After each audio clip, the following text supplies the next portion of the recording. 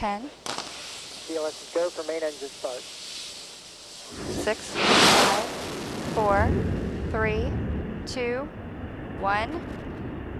And booster ignition and liftoff of Space Shuttle Discovery, taking the space station to full power for full science. This is Mission Control Houston. Discovery roll program. Roger, roll, Discovery. Discovery's roll maneuver is complete. It is now in a heads-down position on track for its flight to the International Space Station.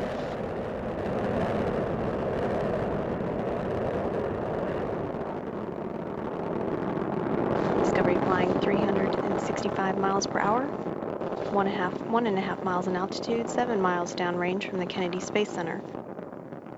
Discovery's engines are throttling down as the orbiter passes through the area of maximum pressure on the vehicle.